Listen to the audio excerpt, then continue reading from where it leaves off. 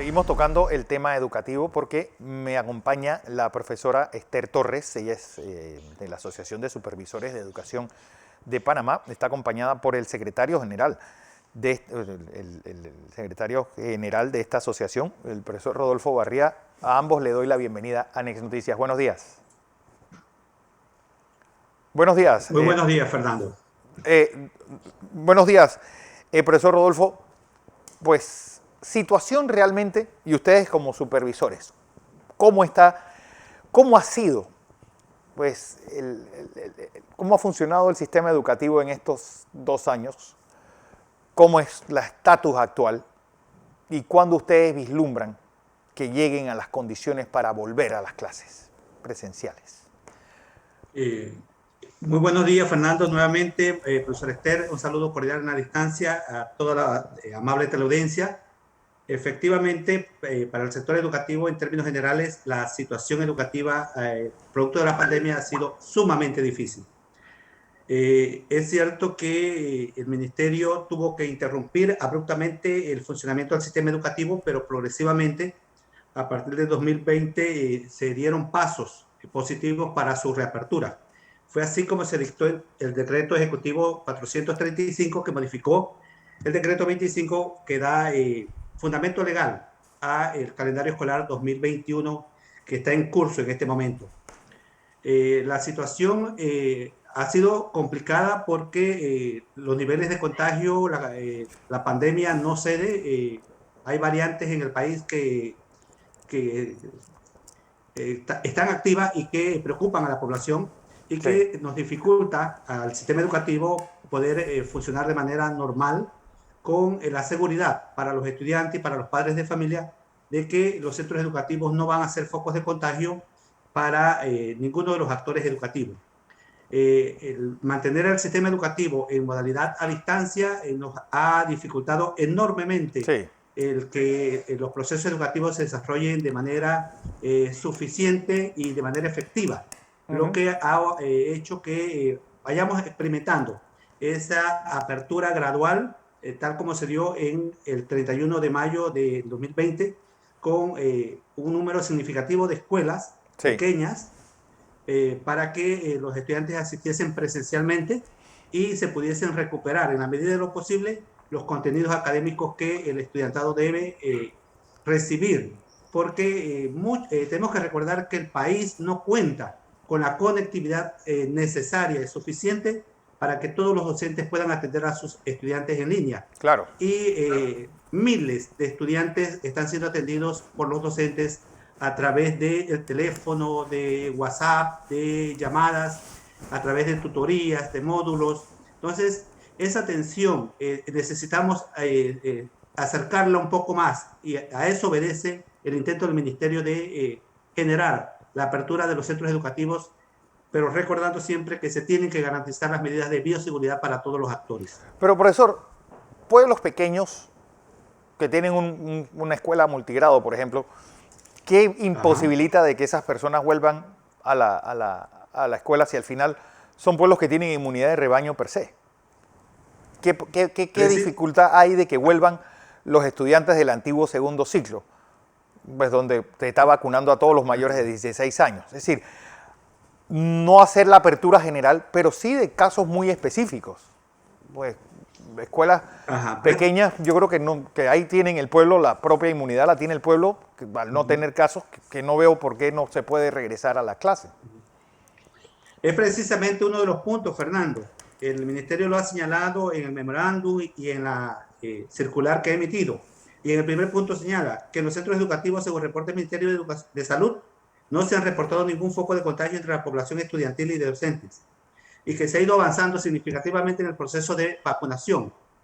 Eso ha permitido que esa experiencia de esa apertura de las clases semipresenciales en un número significativo de colegios pequeños, en las áreas más apartadas, haya sido satisfactorio durante todo el segundo trimestre, lo que permite que podamos avanzar en esa hoja de ruta que el Ministerio de Educación ha trazado y que aspira a ampliar a muchos más colegios que tienen esas características. Comunidades que están libres de COVID, donde son pocos los estudiantes y se pueda recuperar pues ese año escolar de manera más satisfactoria de como se está haciendo en este momento. Profesor, ustedes los docentes han calculado cuánto va a significar de atraso estos 2 años sin clases presenciales en esas generaciones que han tenido que estar en la escuela. Sí, Fernando, y esa es una de las preocupaciones que nos mueven a promover este tipo de pronunciamientos públicos, porque al ser nosotros los supervisores de educación quienes Sí. estamos monitoreando, evaluando y orientando el proceso educativo hacia abajo desde las direcciones regionales y dándole también líneas de acción al Ministerio de Educación, nos damos cuenta que con la implementación del programa Aprendizaje Acelerado, por ejemplo, que se implantó precisamente para la recuperación de todos los estudiantes que en el año 2020 no pudieron conectarse por diferentes causas, vemos el impacto muy profundo que se le está dando, que está sufriendo esa población estudiantil al no estar siendo atendida presencialmente por los docentes. Claro.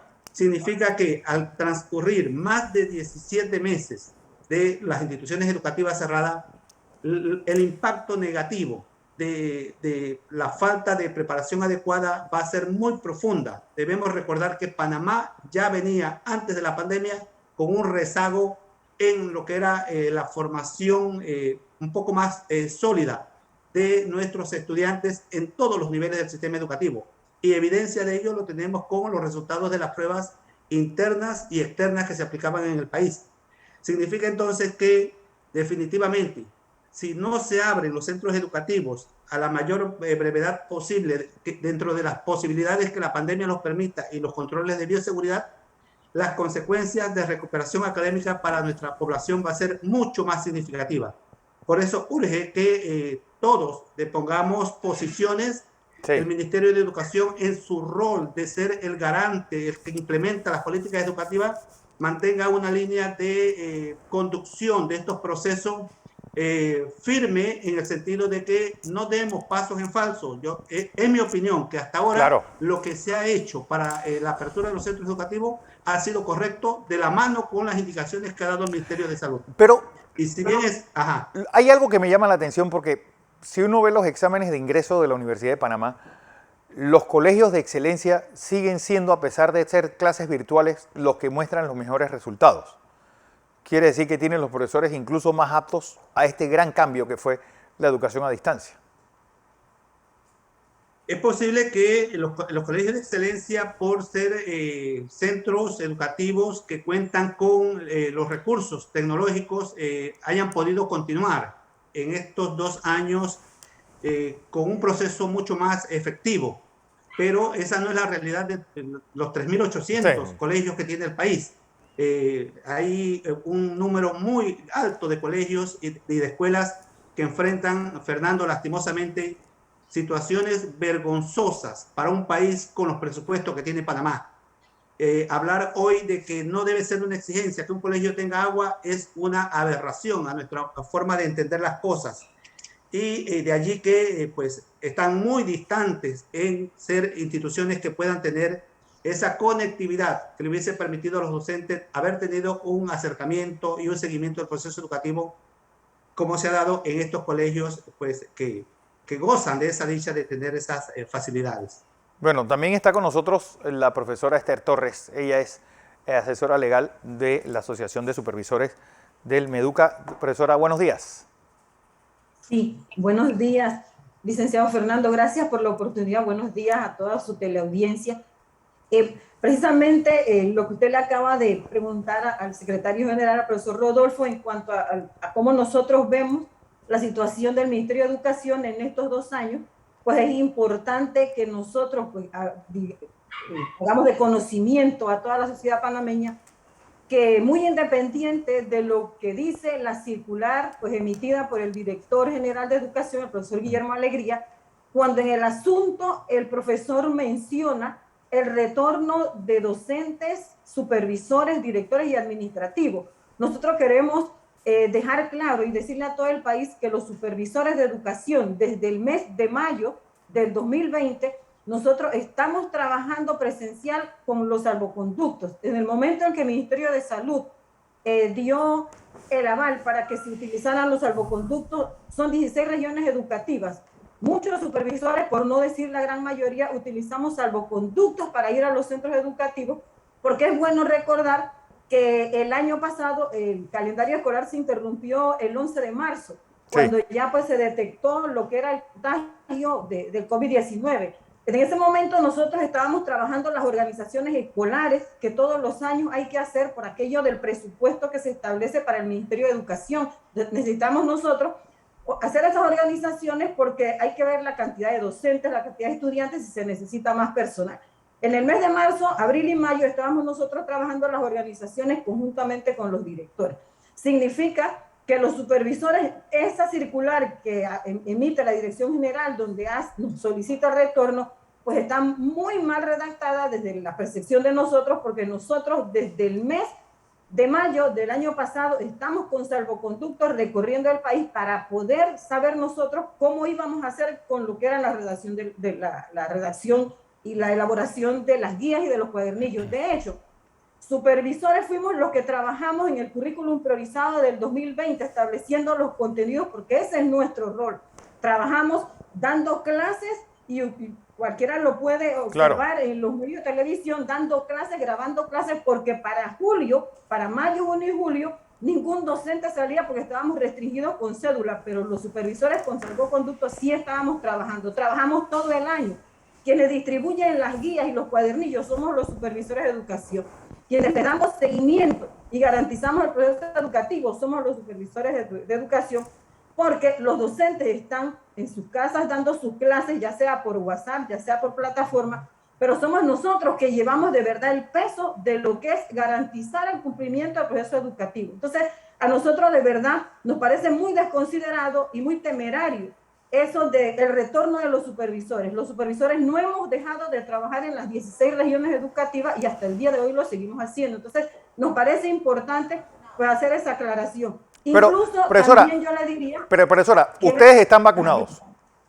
Correcto, nosotros como educadores que somos, porque es que los educadores estamos en 3 categorías, los educadores docentes, los educadores directivos, los educadores supervisores. Nosotros antes de estar vacunados trabajamos con los salvoconductos, pero es igual que nosotros. Compromiso nuestro como supervisores de la educación y garantes de que en los momentos de pandemia se pudiera dar ese conocimiento a los estudiantes, no importa la situación, si había que establecer, entregar guías, lo hicimos. Y mire que es importante todo esto porque dentro del trabajo que hacemos nosotros, y ayer lo comentábamos en una reunión que tuvimos el profesor Rodolfo y mi persona, que hemos detectado varias variables que de pronto las autoridades del ministerio no han considerado. Yo le decía a él, nosotros somos los que supervisamos la educación. Si nosotros supervisamos la educación, pues ¿a quién yo le voy a tomar parecer o con quién yo me voy a sentar a conversar para ver las situaciones que se están dando en los centros educativos, con los supervisores de educación? Claro, pero la pregunta, porque es que hay algo que a nosotros nos asombra. Uno va a los centros comerciales y ve niños de todas las edades por ahí, juntos, revueltos, lo que sea. Ve personas que yo sé que son profesores, es decir, en centros comerciales, lo veremos en el estadio la próxima semana. Y entonces, pareciera que se busca todas las excusas posibles para ustedes no regresar a las clases, a los centros educativos. Así es. Bueno, en lo que los únicos, porque hay que aclarar que también desde octubre del 2020, desde el 12 de octubre, los directores de los centros educativos ya están formalmente en los centros educativos, igual los administrativos. Antes estaban, pero no con la misma formalidad. Entonces, a eso es que vamos. Nosotros hemos detectado lo siguiente. ¿Por qué es importante, licenciado Fernando, el retorno? Y que tiene que ser gradual, correcto, que tiene que ser flexible, sí, que tiene que ser seguro. Porque ahora mismo, nosotros, comenzábamos ayer, tenemos un grupo de estudiantes o los grupos de estudiantes que son los más vulnerables, y en este caso los prioritarios. Tenemos estudiantes en primer grado que el año pasado estaban en kinder. Esos estudiantes estuvieron completamente distantes. No, esos niños no saben, nunca han estado encerrados tanto tiempo en un salón. Segundo grado, los estudiantes de segundo grado que el año pasado estaban en primero y que no han tenido el contacto con los docentes. Correcto. Estudiantes están en transición de sexto para séptimo, los de noveno grado. Entonces, hay grupos prioritarios que nosotros sí tenemos que buscar la forma de ver cómo se atiende a esos estudiantes, porque mire, hemos detectado nosotros en esa supervisión educativa que hacemos que hay una variable importante que es que muchos padres de familia no tienen un bagaje académico muy alto. Son personas de bajo nivel académico y no pueden ayudar a los estudiantes. Y no tenemos que irnos a las comarcas, lo vemos aquí mismo en la provincia de Panamá Oeste. Nosotros hoy estamos padeciendo 40 años de retraso educativo. Es decir, correcto, de personas que incluso en el bachillerato salieron muy mal preparados.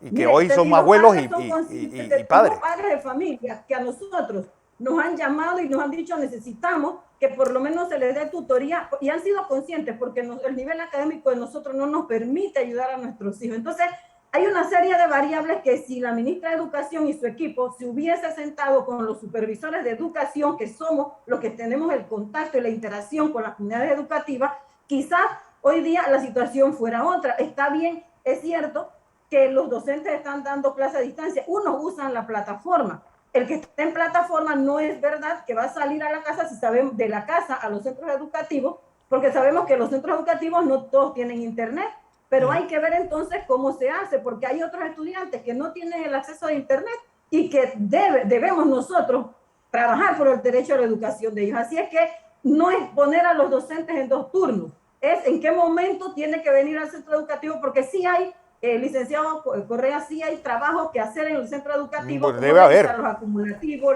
los cuadernillos que llegan a los centros educativos, entregar los cuadernillos. Hay un sinnúmero de actividades que sí lo tienen que hacer los docentes y que este regreso debe ser gradual. Primero los docentes y luego los estudiantes con la autorización de los padres de familia. Porque le reitero, si nos hubiesen pedido parecer a los que supervisamos la educación, hoy día no estuviésemos en ese piqueteo de ayer ni en esta situación, porque hemos sido los más objetivos en esto, estamos en el medio. Sí, profesora, pero por ejemplo, y se ve en redes sociales, uno y los profesores que he entrevistado, pues primero pidieron que la vacuna fuera Pfizer, se les dio vacuna Pfizer, que se les vacunase, pues ayer hablaban ya del 6% del PIB, es decir, cosas que pareciera que se está buscando siempre una excusa para no regresar a clases.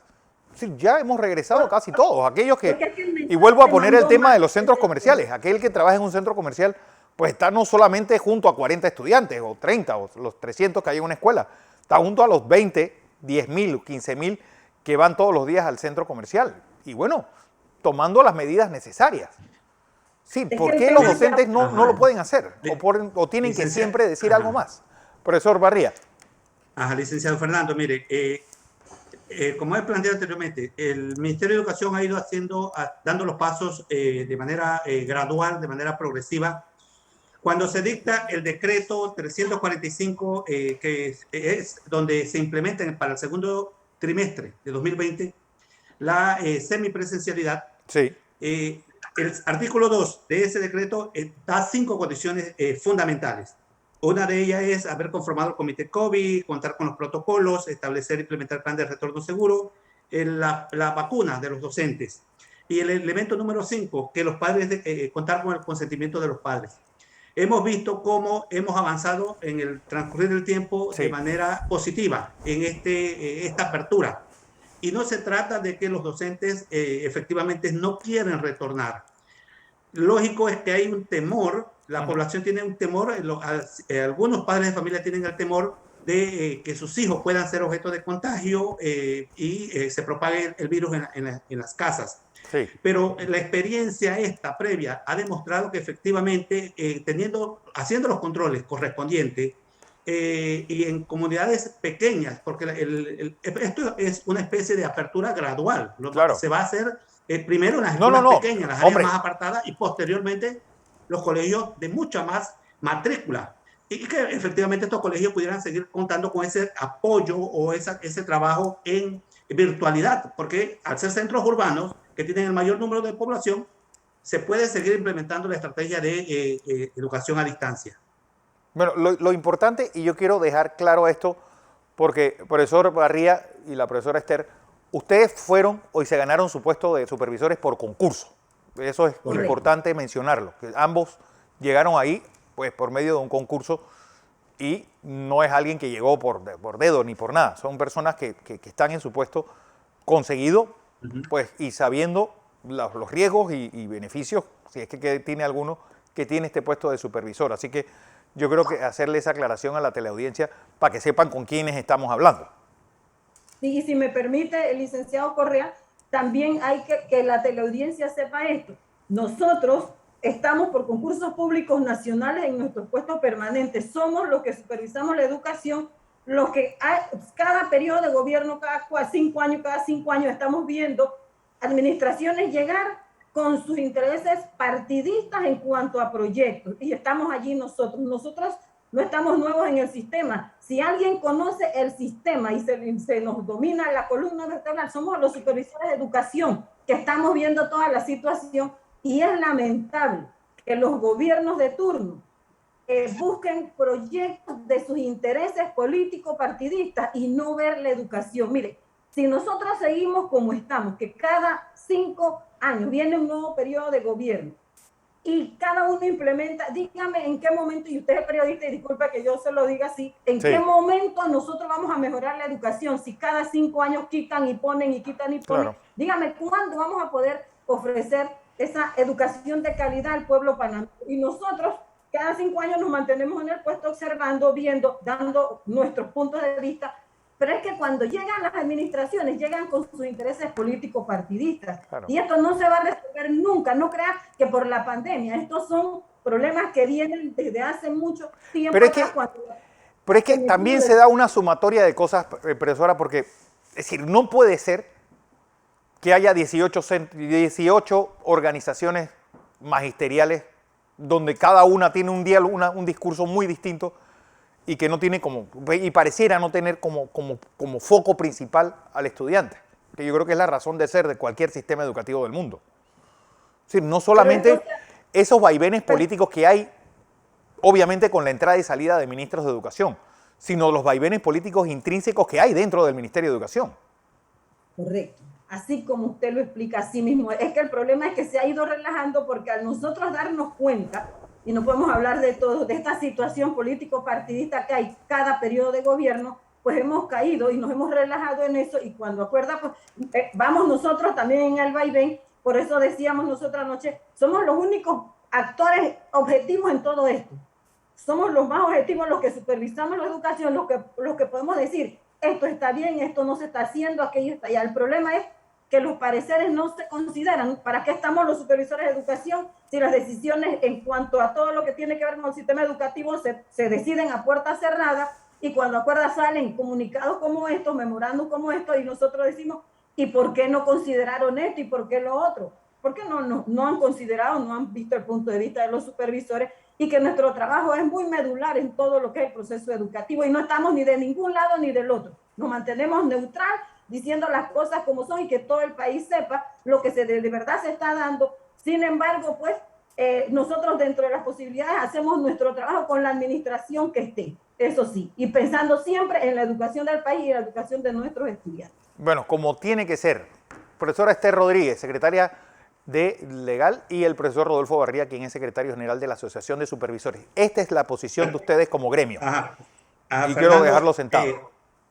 Fernando, usted acaba de abordar un tema sumamente importante. Mire, desde el día 1, la Asociación Nacional de Supervisores de Educación le presentó a la ministra de Educación la solicitud para que se cumpliese con la ley. La ley establece, la Ley Orgánica de Educación establece que las direcciones nacionales, las direcciones regionales de educación y las subdirecciones técnico-administrativa y técnico-docente deben ser nombrados esos funcionarios por concurso, claro, porque el concurso es el que garantiza la mayor idoneidad del profesional que está al frente de esa región educativa. Hasta el día de hoy, la ministra de Educación ha hecho caso omiso a esa solicitud. ¿Dónde estamos viendo el mayor cuello de botella en la gestión administrativa de esta gestión actualmente? Es precisamente en las direcciones regionales. Se nombró de a dedo docentes que no cuentan con el perfil para que lleven adelante la gestión administrativa a nivel de ciertas regiones educativas y reciben una instrucción de parte del Ministerio de Educación, del Despacho Superior, y no hay ese nivel de comprensión de la dinámica del sistema educativo en las diferentes regiones y se causa una serie de irregularidades e incomprensiones en el sistema. Hay un concurso en medio en este momento para nombrar entonces directores y supervisores, pero se obvió el nombramiento de las cabezas que son los directores regionales en cada una de las regiones educativas. Es una irregularidad, es una anomalía que le hemos presentado a la ministra desde el día 1 para que atienda y no ha querido atender. Y aparentemente vamos a continuar con este desnivel, esta dificultad a lo largo de lo que resta del periodo si no sacan a concurso estas posiciones para que la administración se enrumbe a nivel regional como debe ser. Cierto es que el despacho superior, la ministra, los viceministros y sus asesores dictan las políticas educativas que se implementan en el país, pero las instancias regionales, el nivel medio, donde estamos los supervisores, somos quienes tenemos que implementar esas políticas educativas, llevar adelante esos planes de acción, pero no los podemos hacer efectivamente cuando toman decisiones erradas, mal consensuadas, no bien asesoradas, que causan entonces esta disconformidad a nivel de los actores educativos.